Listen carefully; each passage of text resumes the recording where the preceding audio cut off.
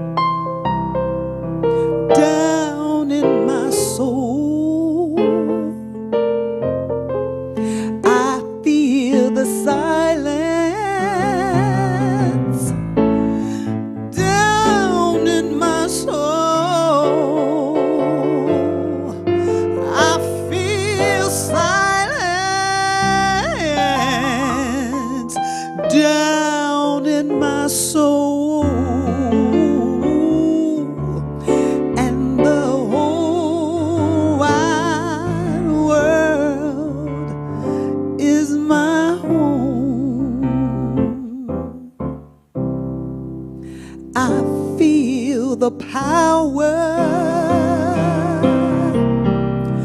down in my soul. I feel the power down in my soul. I feel the power down in my soul. And the whole wide world,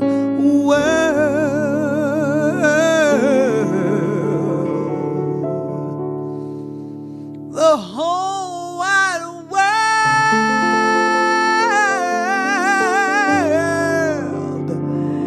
is my home.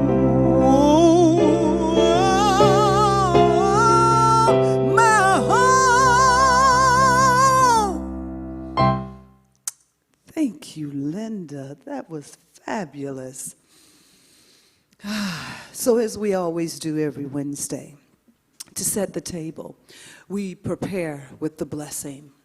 So let us get ready for our blessing, to send out this mighty blessing out into the world. So taking the breath with me and recognizing the divine power and presence that all that there is God. And so in this moment, we recognize the magnificence and presence of Spirit,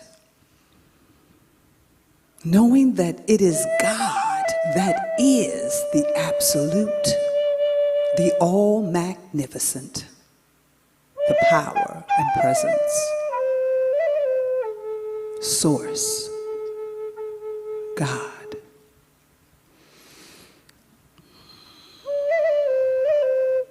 Take this breath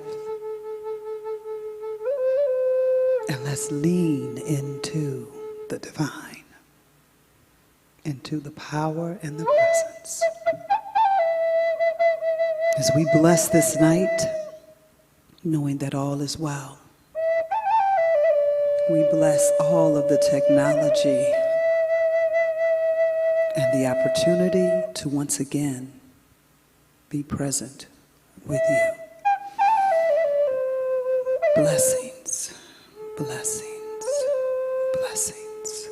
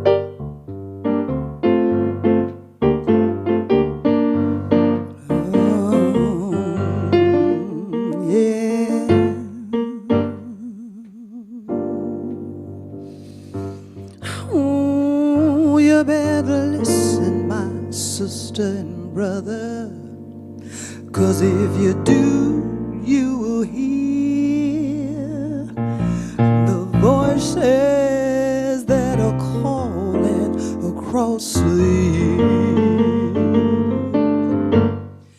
And they're crying across the ocean, and they're crying across the land. And they will until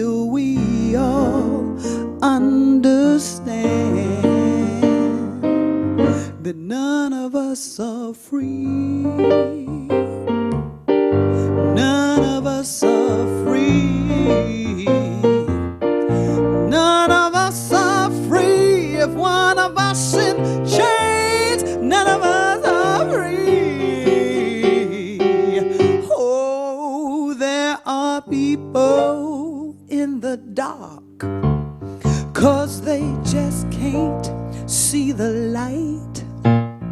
If you don't say it's wrong, that says it's right. We got to give to one another, show our brothers and sisters that we care. Got to get the message out loud and clear that none of us are free. None of us are free. None of us are free. If one of us in chains, none of us are free. None of us are free. None of us are free. None of us are free. If one of us is in chains, don't you know? Then we cannot, will not, are not free.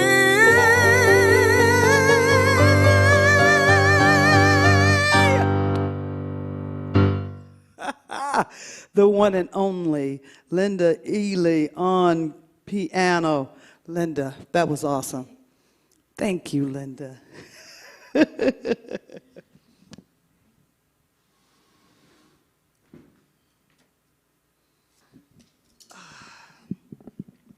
So, as we get ready to embrace the night, truth in music. This kind of hit me. I know the power of music and how amazing music can be in one's life. But looking at how music has played a role in racism, in civil rights, in awareness for people. And so I just picked out a couple of songs, and one that was very pressing on my spirit, because we just saw here at the center the United States versus Billie Holiday for her song, Strange Fruit. So, while I get my docs together here, I went in and looked at the lyrics, and now one of the things about Strange Fruit, and there were people that watched the movie that wasn't aware of that song. Even still today, Billie Holiday did the song, and so did Nina Simone. And so, here we go. Just to give you a little history, if you don't know what, I'm just busy here right now.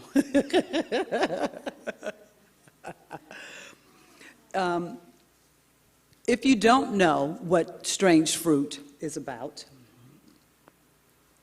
before I tell you, I'm going to read you some of the lyrics to it. Oh, that's the one. Here we go. Southern trees, bearing strange fruit, blood on the leaves and blood at the root. Black bodies swinging in the southern breeze, strange fruit hanging from the poplar tree. And it was very interesting. The poplar tree was a very well-known tree in the South, and it was a very big tree. Great hearing. Oh, okay, I'm sorry. There's things popping through. And so this was really, let me switch guards here. I'm technology in tonight. Let's do here. Here's a little bit of Billie Holiday.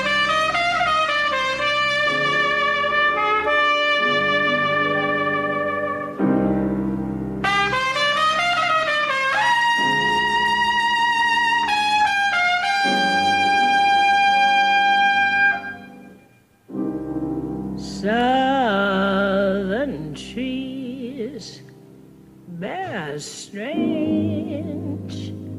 fruit, blood on the leaves and blood at the root, black bodies swinging in the southern breeze, strange fruit hanging from the poplar trees. Such a haunting sound, and I don't want to be a spoiler alert if you haven't seen the movie, but based on a true story. This song was actually written by a Jewish teacher, Abel, let's see, his last name, Model. And his relationship was, as a kid, driving through the South and seeing a body swinging in the tree. I'm blessed that I've never seen a body, but I will say that maybe about 12 years ago in Hollywood, there's a very popular trail behind the Hollywood Hills, and after you go through the trail, you come down through a neighborhood, and I'll never forget one Saturday morning, coming down this hill, this big mansion. First off, they had the little jockey in the front of the yard, you know, the little jockey standing out there. And that usually kind of correlates with southern slave plantations. And then you look in the tree, and there was a monkey, a brown monkey, big eyes, hanging in the tree. And I was walking with friends, and when I saw it, it hit me so, because for me, I knew instantly what it was saying. And they saw my expression, and I was trying to hide it, who knows why. But that image has stuck with me. And so this song was a song to let the world know what was happening in the South. This was around Jim Crow. Nina Simone also did the song.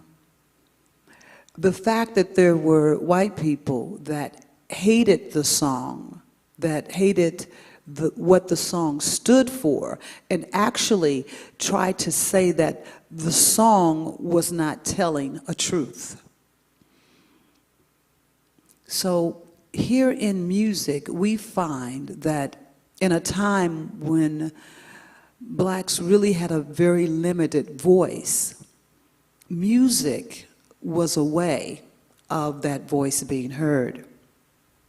And so now, the teacher, he was a Jewish teacher, Abel Mirapolo was his name, and it was published in 1937.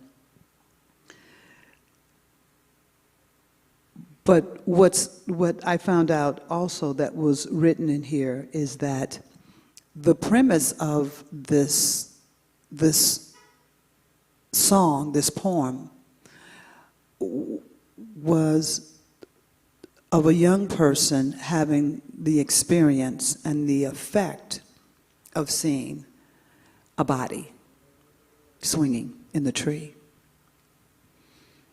And we also know that during the Jim Crow time and before Jim Crow, there were literal lynchings that were taking place for public display and an opportunity for families to come together with a picnic and just have a good old time. So it says, The song was published in 1937 and was performed by Billie Holiday and Nina Simone. There were other artists as well, but most notable. It's a dark and profound song about the lynching of African Americans in the southern United States during the Jim Crow era. In the lyrics, black victims are portrayed as strange fruit, which was so beautifully and eloquently stated that he would use strange fruit because of the appearance of it hanging, the appearance of a body hanging in a tree as if it were a piece of fruit. As they hang from the trees, rotting in the sun, blowing in the wind, and becoming food for the crows upon being burned. And now that's the other aspect of this song, that it wasn't just enough to hang a black person. They would demand that you could not cut them down for a few days to make a statement, or they would burn the body, and the smell of the flesh would go through the black neighborhood, once again terrorizing everyone.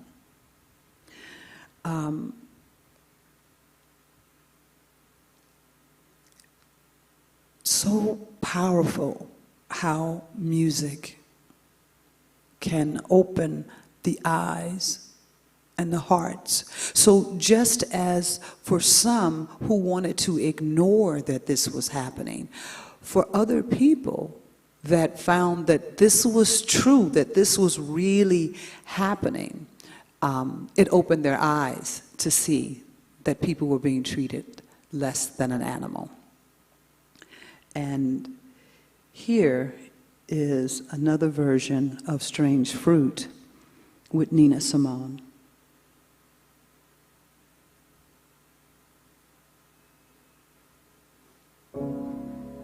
Southern trees, barren, strange fruit, blood on the leaves, and blood at the roots. Black bodies swinging in the southern breeze.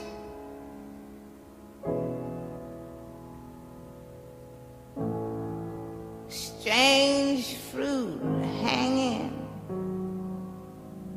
from the poplar trees. Pastoral scene of the gallant South.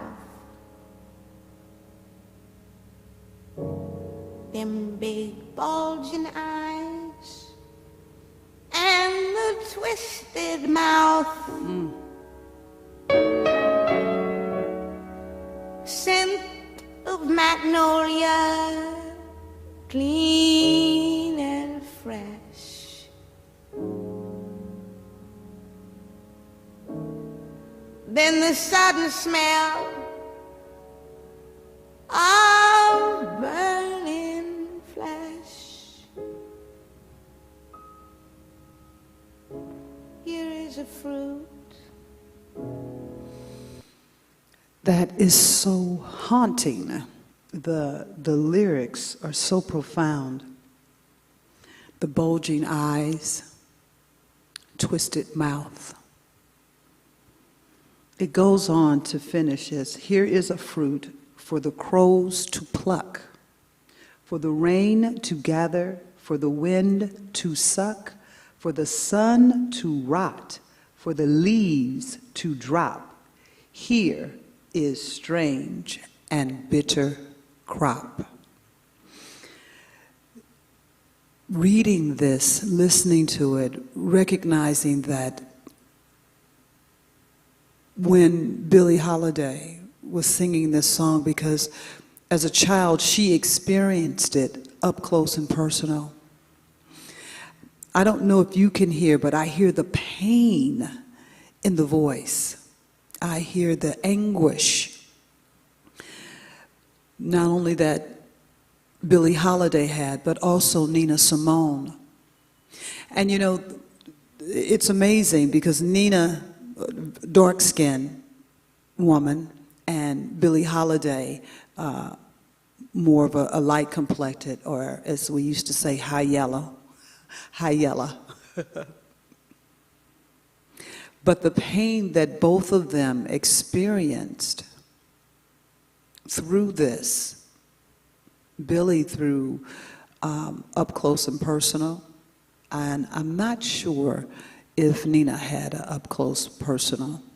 But Nina Simone had a lot of challenges because she was a virtuous piano player. She was amazing. She was a concert pianist. And they loved hearing her play. But she couldn't come through the front door. She couldn't sit in the dining room and eat.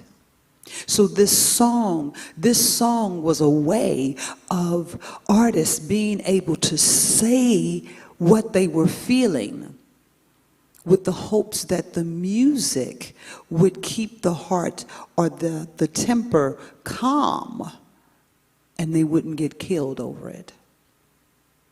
In the case of Billie Holiday, she was literally haunted and hunted because she would sing this song. Because not only would it remind all of Americans what was going on in the South, but it would also connect a black community together to recognize that this freedom that they talk about really isn't so. So as this was coming forth, just really understanding how much music plays a part in healing, in growing, and sometimes in pain. And so Strange Fruit is one of those songs that not only did it teach, but it was a painful experience. And the growth was slow and still is slow. There's a song that Nina Simone did that I loved called For Women. And For Women was written by Nina Simone. And it tells the story of four different, and this is recently written, they say African American. I'm going to say it tells the story of four different black women. Each of the characters represent a black stereotype in our society. My skin is black, my arms are long, my hair is woolly, my back is strong. Strong enough to take the pain inflicted again and again. What do they call me? My name is Aunt Sarah. Aunt Sarah was the representation of the slave on the in the fields, picking cotton, getting beat by the slave master, perhaps even the slave master raping her, having his babies, taking care of his children, cooking, cleaning, but still having faith and going on in her life. My skin is yellow, my hair is long, between two worlds I do belong. My father was rich and white, he forced my mother late one night. What do they call me? My name is Sophronia. I'm going to play it for you in a little bit because I love this song and I love to do it. And it's such a powerful song. And as a kid, it just blew me away. How amazing it is. Let's take a little listen to it.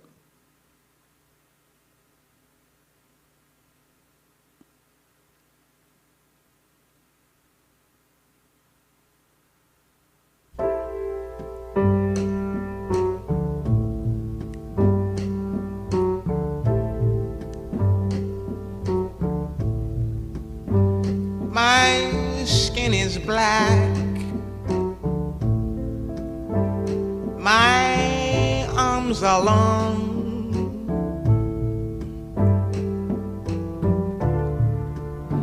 My hair is woolly. My back is strong. Strong enough to take the pain inflicted again and again. What do they call me? My name is Aunt Sarah. Aunt Sarah. My name is Aunt Sarah. Aunt Sarah. My skin is yellow. Come on now. My hair is long.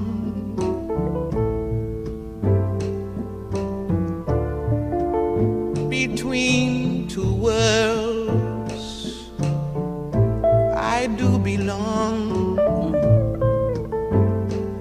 My father was rich and white. He forced my mother late one night. What do they call me? My name is Saffronia. Wow. I just want to stop it right there for a moment to understand that the pain and the journey to look out into your culture and to see these women. The Saffronia is what we call the mixed baby. And a lot of times, a lot of the children that were born out of rape by the master, some of them really took on the complexion of their father, and they looked white. And so you had families that, and you know, if you have people of color that are friends, you know that we all come in different colors. A family can have a rainbow of different colors because there has been so many cross lines with our blood. But one of the interesting things is that a child that looked white but had a black mother, that world was not harder, but more confusing to navigate. There's a powerful movie called The Imitation of Life, which speaks of this story. Her mother, very dark skin. The daughter could pass for white. And so not wanting to be black, because to live a life as a black person, very, very hard, cruel.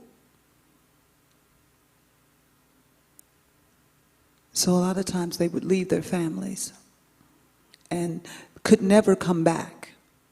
Sometimes their families would make them leave so that they could have a better life. And if they saw them in the street, they treated them like they were a white person, dropped their head and kept walking. So to hear this in music, to hear this way of life, this presence in a culture, in my culture, that somebody took pen to paper to be able to express it. Music has a way of allowing people to come into the inner sanctuary, into their heart space.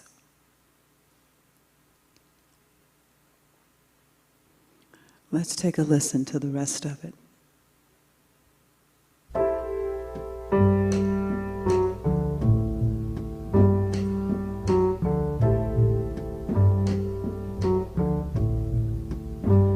My skin is black.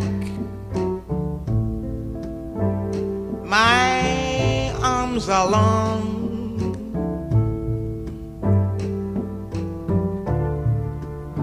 My hair is woolly. My back is strong,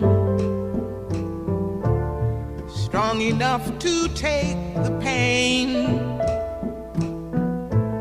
inflicted again and again. What do they call me? My name is Aunt Sarah. My name is Aunt Sarah. Aunt Sarah. My skin is yellow. My hair is long.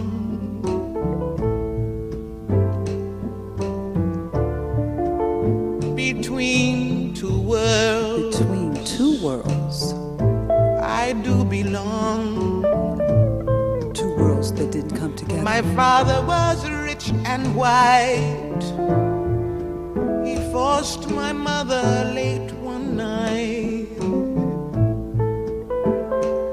What do they call me? My name is Saffronia. My name is Saffronia.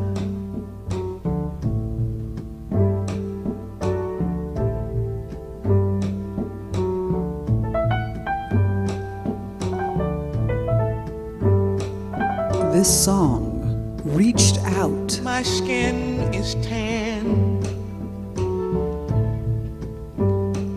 My hair is fine. My hips invite you. My mouth like wine. Whose little girl am I? Anyone who has money to buy. What do they call me? My name is Sweet Thing.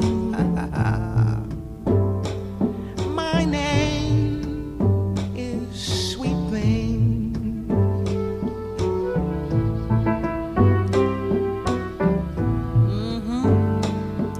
Watch this. Feel this. Hear it, hear it.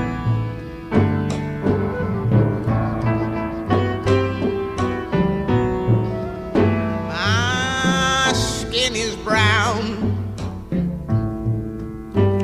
My manner is tough. I'll kill the first mother I see. My life has been rough. I'm awfully bitter these days because my parents were slaves.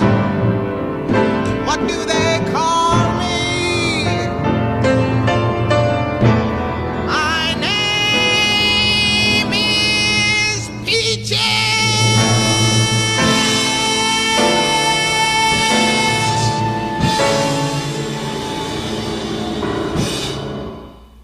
What a powerful ending. This song spoke to the pain, the sacrifice, the struggle of women of color, of black women. Women that had been enslaved, had been raped, beaten. Women that had to do the unspeakable to keep our culture alive. It is so haunting. The pain in Nina's voice, the pain in the song. Being a dark-skinned woman, having people that wanted to hear your talent, but thought of you as a monkey. And you had to stay in your place. I don't know if many of you out there know Nina Simone, just an amazing gift. There are some wonderful documentaries on her. Mississippi Goddam, she was a powerful voice in civil rights, and her songs, Young, Gifted, and Black, were music that inspired us, black people, that talked about our beauty, our magnificence.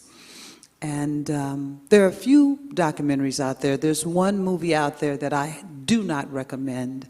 It's called Nina, and it's a really poor portrayal of Nina Simone, and not true for all that she gave to her culture and to this world. So just looking at how music has constantly engulfed us and guided us, and as we look out at the world right now, I'm like, we may need to embrace more music that inspires us to recognize that we're all one, that there is a common denominator, that I am a being, you are a being, and that we deserve to live in joy and peace and happiness. And there's more than enough for all. I was recently talking with someone, and they were sharing that they were sharing that they were out at a rally, and how people were just being rude and obnoxious and just angry. And the conversation I was having, they said, "Why do you think it's happening?" And I said, "I believe that people are radioactive right now, that everybody wants some type of platform to speak what's going on inside of them.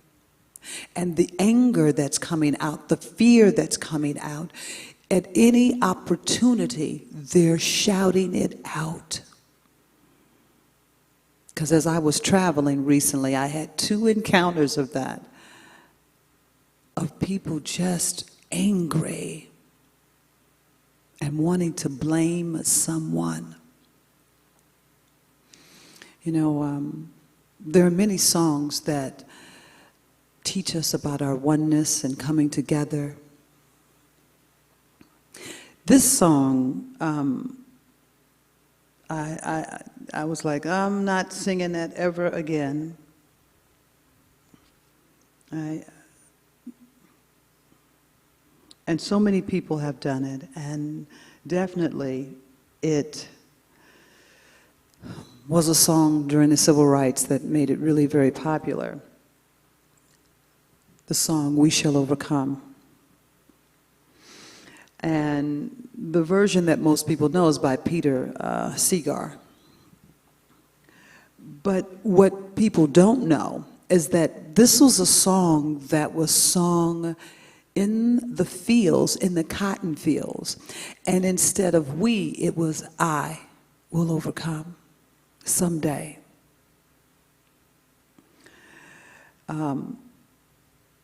Let's see, like nearly all folk songs, "We Shall Overcome" has an obscure history that traces back to no single source in the Library of Congress. The song originates in African American hymns from the early 20th century and dates the melody to the song called "No More Auction Block." I thought that was really cool, that it was this song, "No More Auction Block," during the slaves, where, the slave owners could break up a family, which they did, sell a husband, sell a child, sell that woman if she had a baby, sell her and the baby. They didn't have to go together, or take the baby. No more auction block. No more auction block for me. And the lyrics, a turn of the century hymn written by Reverend Charles Tindley of Philadelphia. The original lyric was one of a personal salvation. I'll overcome someday. But at least by 1945, when the song was taken up by the striking tobacco workers in Charleston, South Carolina, it was transmuted into a statement of solidarity, as we will overcome. Needless to say, in its final form, We Shall Overcome became the unofficial anthem of the labor of civil rights movements and eventually came to be sung in North Korea in Beirut Square in a South African Soweto township. Peter Sager, who passed away at the age of 94, has long been accredited with the song, We Shall Overcome, but he was always quick to cite his source, that he heard the song in 1947 from a folkster. So you see that song has a lot of history, and this is a beautiful rendition of it. I actually had never heard Mahalia Jackson sing it. We shall overcome. Yeah, Lord, Lord, Lord. We shall overcome. One sweet day, we shall overcome. One day, we shall overcome. One day, we shall overcome. Lord, one day. Yeah, yeah, yeah, yeah. If in our heart we do believe, Lord, we shall overcome. Lord, one day. One day, we can still sing this song. We shall all have peace one day. One day. We shall all have peace one day. We shall all have peace, Lord, Lord, one day. Yeah, yeah, yeah, yeah. If in our heart, Lord, we do believe, oh, we shall all have peace, Lord, one day.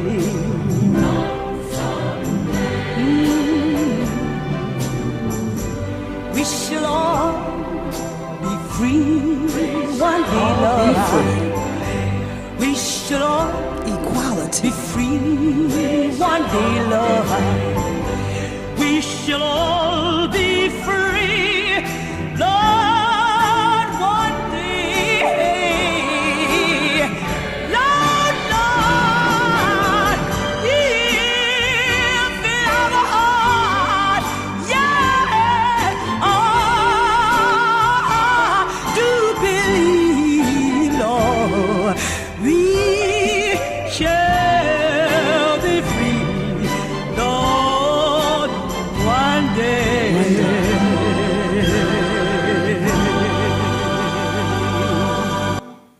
One day. We're still waiting for that day. But I know together we have the opportunity to know that each day, it matters. It matters what you do. It matters what you say. It matters what your heart is filled with. So find some music that can keep your heart in a space that you can feel love. You can feel joy. So that it's really possible that we can all be free and have equality one day. Music is very important on this journey that we are in. Don't forget that even in the midst of chaos, there must be a place for love, for music, for joy, in order to let the sunlight in. Every seed that's planted needs sunlight. It needs nourishment. So, keep your heart open. Keep music happening in your heart. And I want to thank you for just being present with music with me this evening. It has filled me, and I hope it has filled you. So thank you, thank you, thank you.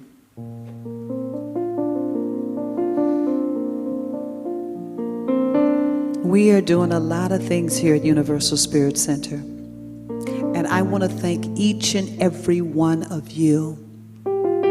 You tithe, you watch the live streams, you watch our YouTube channel. You know, we have content on there 7 days a week. And it's always new stuff every Monday, Tuesday, Wednesday, Thursday, Friday, and Saturday, and Sunday. So share it with people. It's an opportunity to help people stay inspired. I'm grateful and thankful to each of you that support all that we do here. You are a blessing to us. You are a blessing to this community and to our global expansion. And for those of you that love supporting with your tithes, with your money, you can tithe to us through go to our webpage, and you will see a list there. PayPal, you can text in, you can mail in. We appreciate all. I am so blessed. I am so blessed. I am so grateful for all that I have. I am so blessed. I am so blessed. I am so grateful. I am so blessed. I am so blessed. I am so blessed. I am so grateful for all that I have. I am so blessed. I am so blessed. I am so grateful. I am so blessed. So to keep you with some of the things that are going on, the gala is taking place, and we're asking everyone that has participated with Universal Spirit Center a 1-minute video on your phone, and then you go to our webpage and you can upload it. We want to put a phone montage together that will bring you laughter, love, and fill your heart with so much joy. So please take the time to do that. We're looking for you. And know that the gala will be taking place this month. This is our anniversary month, September. This is our anniversary month. September the 26th is the day, but the gala celebration will be taking place September the 24th. That's a Friday evening at Olivewood. It's a beautiful place, beautiful grounds. It's outside. If you haven't gone on the web page and picked out your food preference, please do. As the Rev said, we were at one time asking for donations, but we have such generosity in our community, and somebody underwrote it, and all we need now is you. So make sure that you go and check that out. Also, there will be a visioning for our new home, September the 27th, that Monday after our anniversary, and we're going to have it here at the Lions Club. So we're asking all that want to participate to come out and come share in the vision, because our new home is looking for us just like we are looking for it, and I know that it's here. Also, Christine Thompson has a wonderful spiritual practice class. Save the date. That will be taking place September the 14th. I know that you can go online and on our webpage and register. And if you don't see what you need to see there, as always, Lee at Universal Spirit Center will always work to let you know of all the things that we're doing. So we have a lot going on right now. And let's see, wait a minute, let's get that camera back. There we go. We have a lot going on. So I want to thank you all for taking this journey with Linda and I for truth and music. And just feel all of your blessings right here, right now.